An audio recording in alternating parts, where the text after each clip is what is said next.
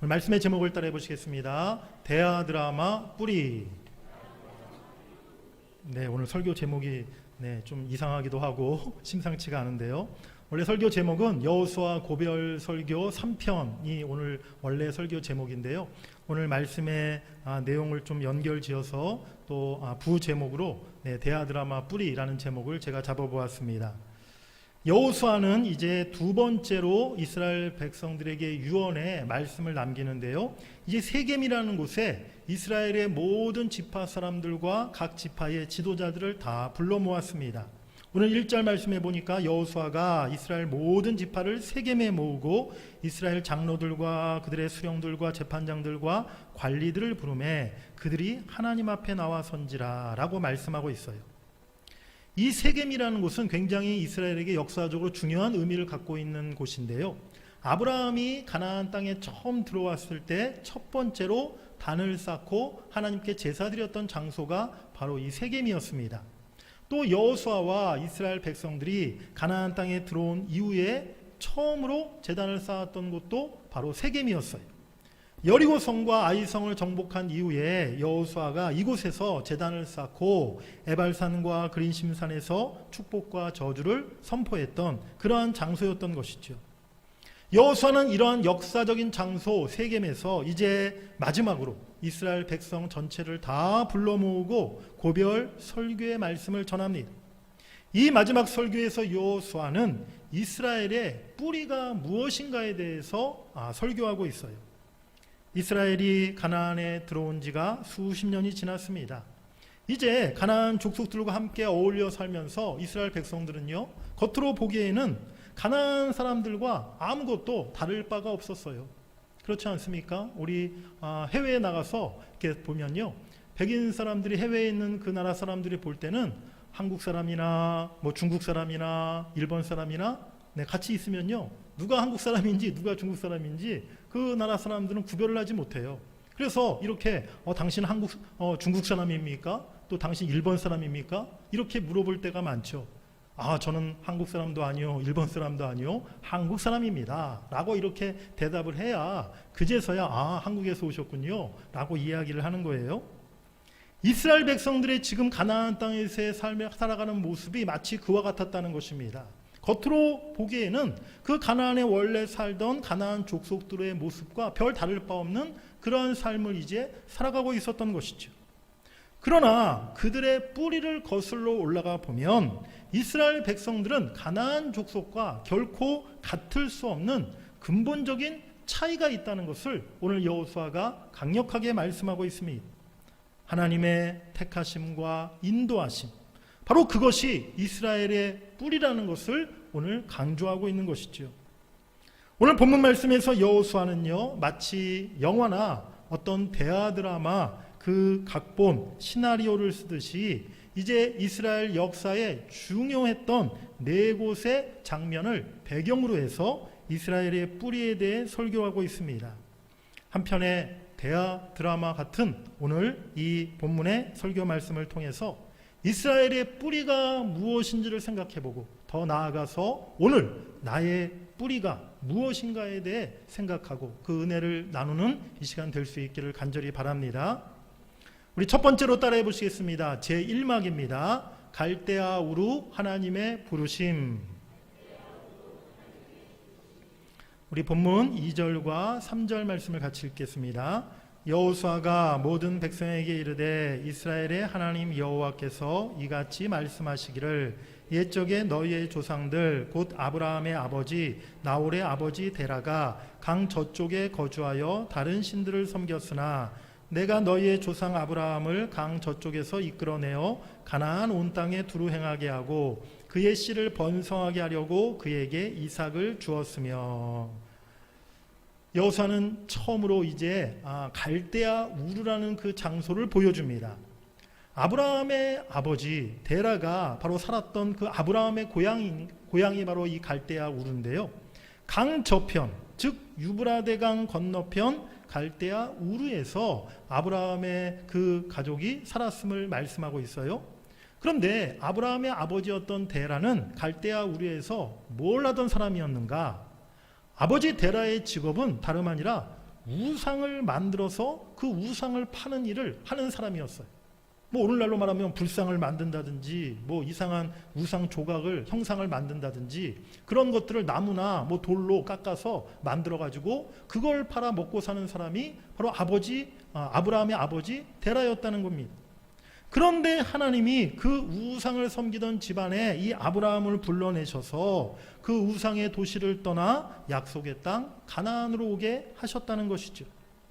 그렇습니다.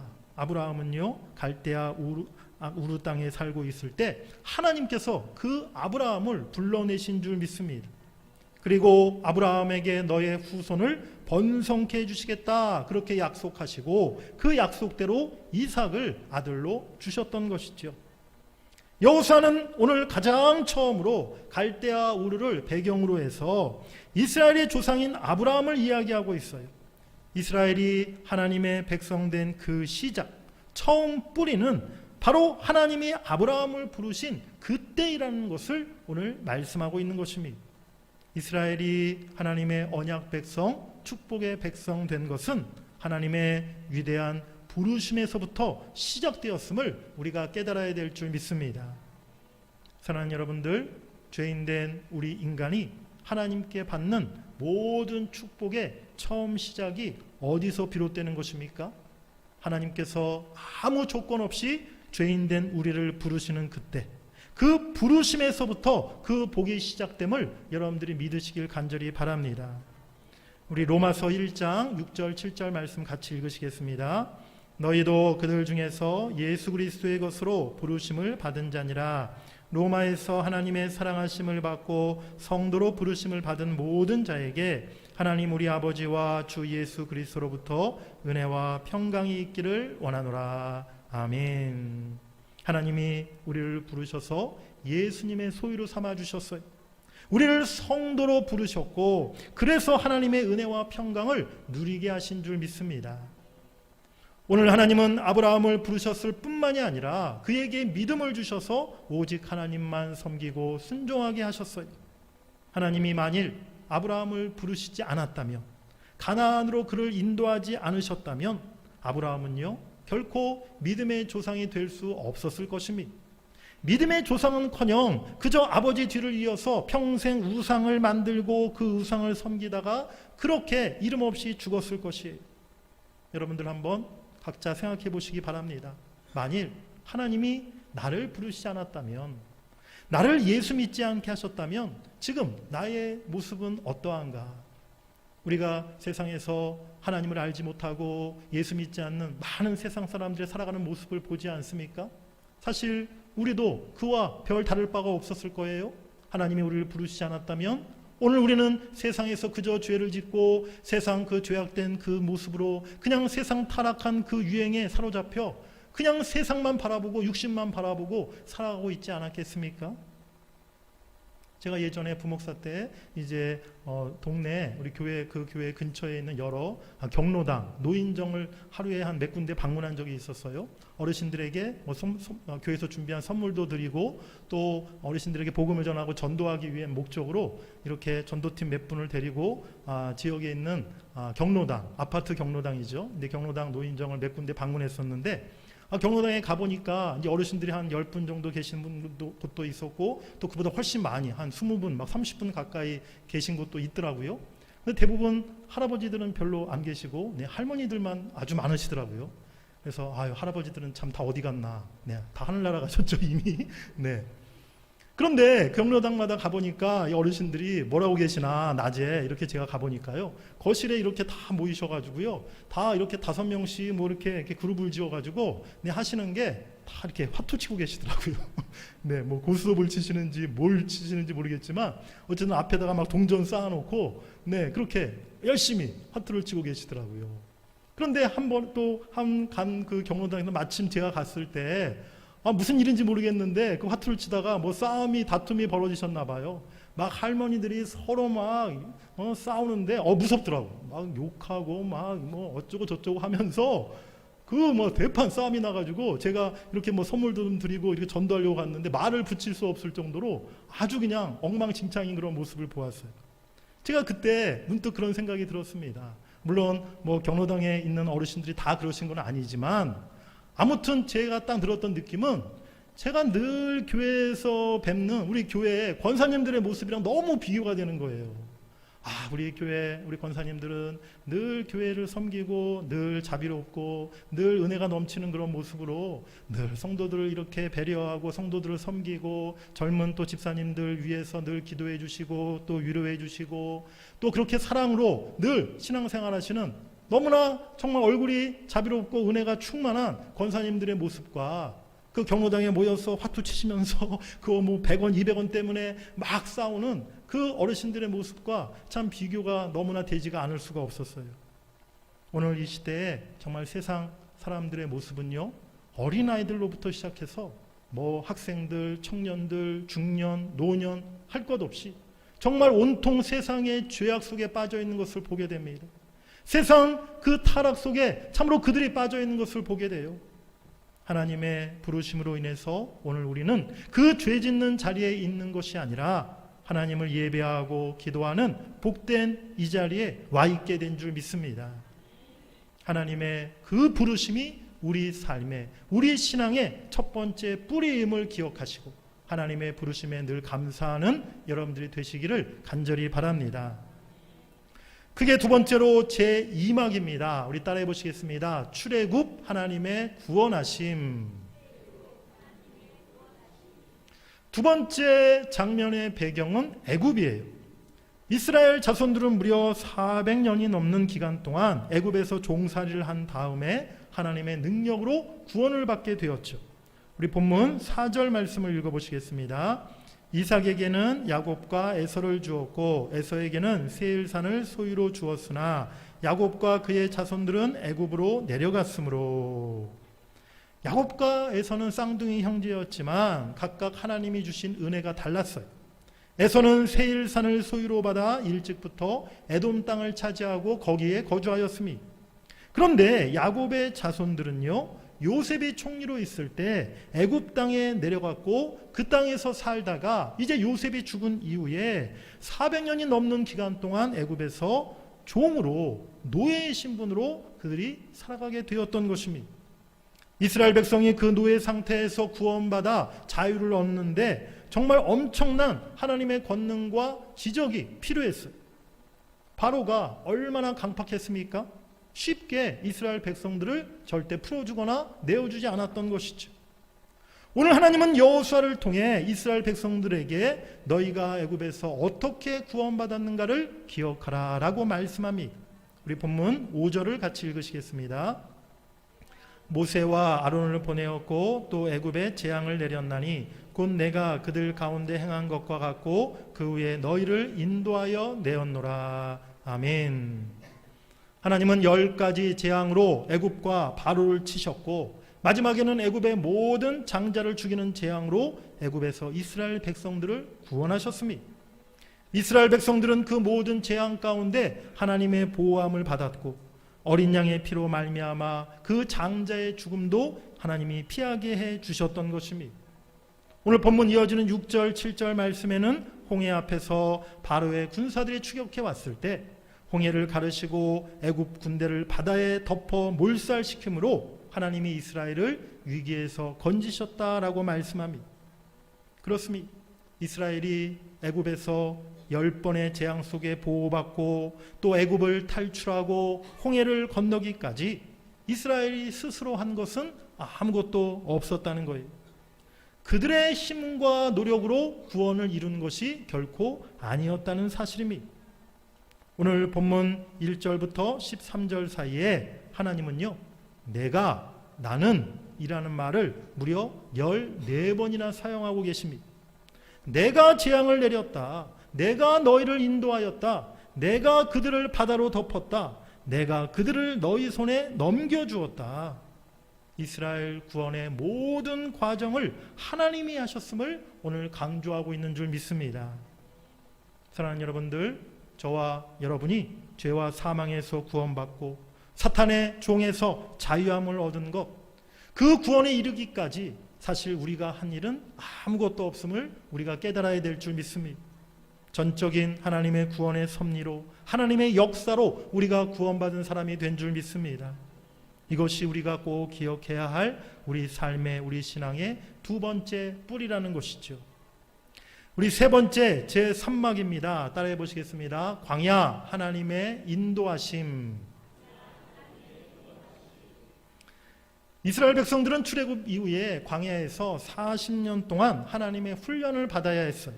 광야 40년 동안 수없이 많은 시험과 연단이 이스라엘 백성들에게 있었지만 오늘 여호수아는 그 중에서 대표적인 사건 두 가지를 말하고 있습니다. 첫 번째는 8절에서 아모리 족속과의 싸움에 대해서 말하고 있고요. 9절에서는 발락과 거짓 선지자 발람의 공격에 대해서 말씀하고 있습니다.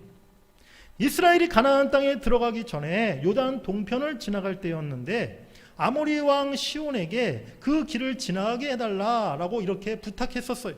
그런데 이 아모리 왕 시온이 그것을 허락하지 않고 오히려 군사들을 이끌고 이스라엘을 공격했던 것이죠. 그때 이스라엘은 이 아모리 족속과 싸워서 그들을 무찌르고 큰 승리를 거두고 오히려 요단 동편 땅까지 점령하게 되었습니다. 모압 땅을 지날 때에는 모압 왕 발락이라는 사람이 점술가고 그 땅의 예언자였던 발람 선지자를 돈으로 사서 이스라엘을 저주하게 만들었어요. 하지만 하나님께서 그 거짓 선지자 발람의 입술을 주장해서 오히려 이 발람이 이스라엘을 저주한 것이 아니라 3번씩이나 이스라엘을 축복하는 기도를 하게 만들어 주셨던 것이지요. 사랑하는 여러분들, 이 땅을 살아가고 있는 우리들의 모습, 광야 나그네와 같은 모습임을 우리가 기억해야 합니다. 가나안 땅 천국 도성으로 가는 길에 끊임없는 시련과 연단이 우리에게 있다는 거예요. 또 사탄은 갖가지 방법으로 하나님의 백성들을 공격합니다. 물질적인 시험으로, 성적인 유혹으로, 사람 관계에서 오는 상처로, 또 실패와 절망으로, 영적인 미혹으로, 그야말로 수단과 방법을 가리지 않고 끊임없이 시험하고 공격해오는 것이 사단의 그 모습인 것이죠. 광야 40년 동안에 하나님의 인도하심이 없었다면 과연 이스라엘이 가나안 땅까지 무사히 잘 도착할 수 있었을까요? 전혀 불가능한 일이었을 것입니다. 광야에서 만난 모든 시험과 위험으로부터 하나님께서 이스라엘 백성들을 보호해 주셨고 또한 불기둥과 구름기둥으로 그들을 인도해 주셨기에 그 광야 40년 동안 이스라엘 백성들이 그 광야를 견디고 마침내 가나안 땅에 도착하게 된 줄 믿습니다. 우리 이사야서 43장 2절 3절 말씀 같이 읽으시겠습니다. 내가 물 가운데로 지날 때에 내가 너와 함께 할 것이라.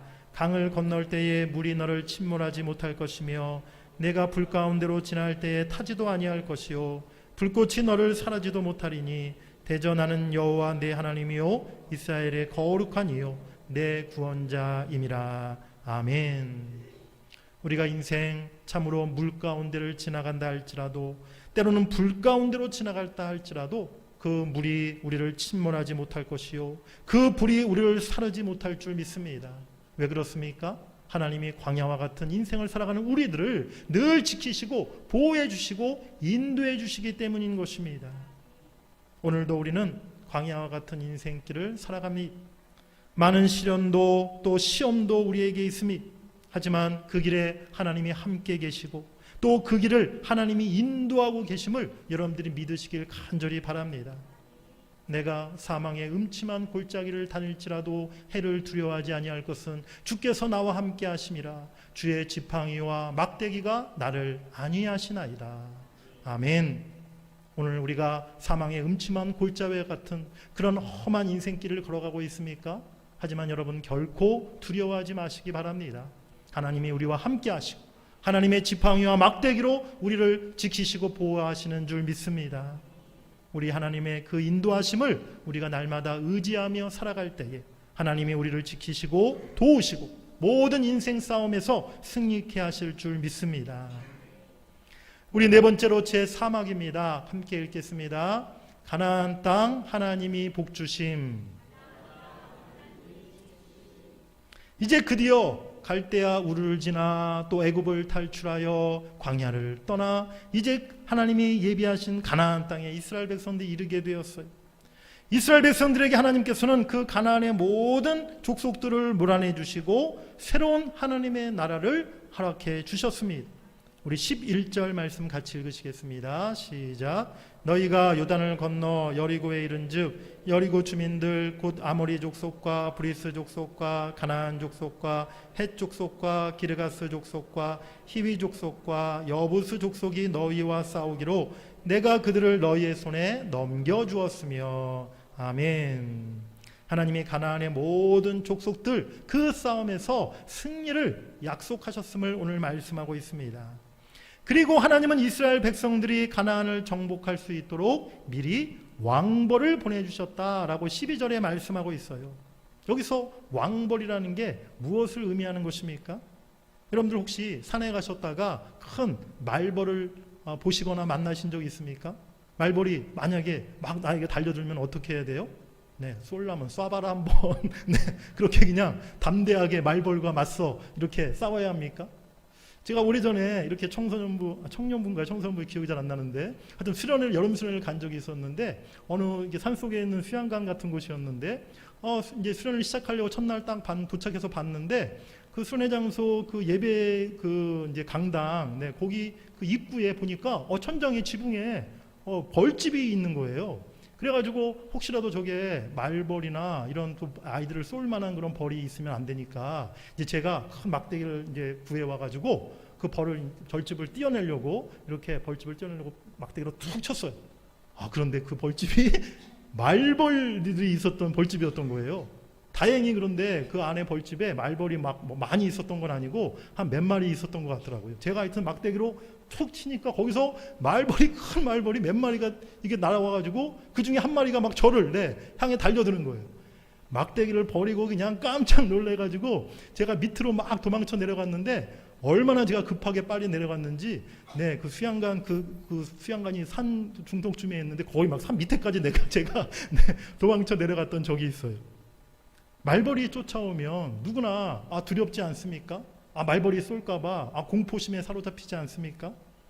오늘 그 가나안 족속들에게 하나님께서 왕벌을 보내셨다는 것은요, 하나님이 그들의 마음에 두려움과 공포심을 심어주셨다는 거예요. 전쟁을 시작하기도 전에 이스라엘 백성들과 싸우기도 전에 하나님의 능력과 위엄과 권능을 그들에게 알게 하셔서 그들이 두려움과 공포에 빠지게 만드셨다는 것이죠. 그래서 가나안 족속들은요 실제로 싸우기도 전에 이미 두려움 속에 그들은 떨고 있었어요. 완전히 싸움에 자신감을 잃어버린 그런 상태였습니다. 우리 여호수아 2장 9절 말씀 한번 읽어보시겠습니다. 시작. 이 땅을 너희에게 주신 줄을 내가 아노라. 우리가 너희를 심히 두려워하고 이 땅 주민들이 다 너희 앞에서 간담이 녹나니. 아멘.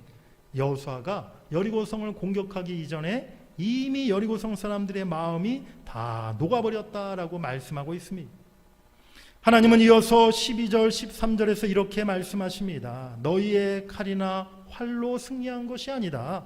너희의 수고와 노력으로 이 땅과 성읍을 차지한 것이 아니다. 내가 너희의 대적들을 다 쫓아내었고 내가 너희를 그 성읍에 거주하게 해주었고 그 땅의 열매를 내가 너희에게 먹게 해준 것이다. 사랑하는 여러분들, 우리가 가진 힘과 또 어떠한 방법 가지고 우리의 수고와 노력으로 우리가 복된 인생을 살아갈 수 없다는 것, 여러분들이 이 시간 깨달으시길 바랍니다. 우리의 능력으로 세상을 우리가 이길 수 있는 게 아니라는 거예요. 하나님이 모든 가나안의 적들을 쫓아내 주시고 그 땅을 이스라엘에게 주셨기에 그들이 가나안 땅을 차지하고 정복하게 된 것이다 라고 오늘 성경은 말씀하고 있습니다. 하나님이 오늘 우리에게 복 주시고 우리에게 승리를 주시고 우리에게 복된 가나안 땅을 허락해 주셔야 될 줄 믿습니다.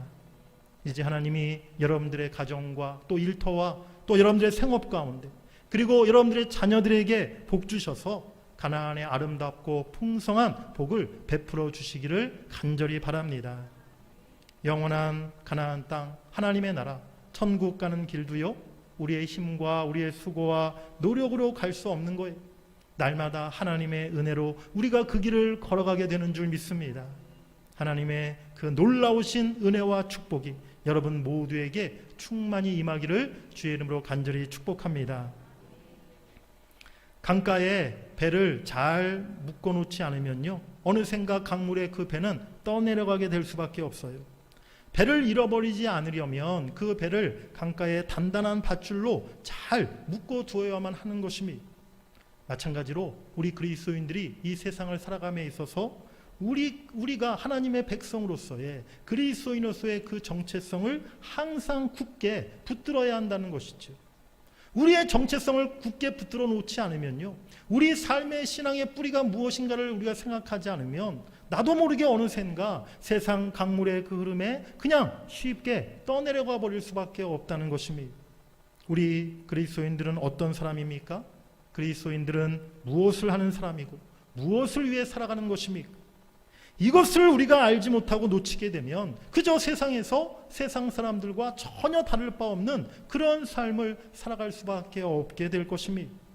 오늘 여호수아는 이스라엘 백성들이 걸어온 지난 역사의 길을 설명하면서 그들에게 이스라엘의 뿌리를 잊지 말라 마지막으로 간절히 호소하고 있습니다.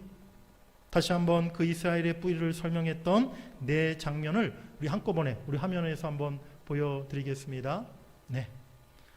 갈대아 우루 하나님의 부르심, 출애굽 하나님의 구원하심, 광야 하나님의 인도하심, 가나안 땅 하나님의 복주심.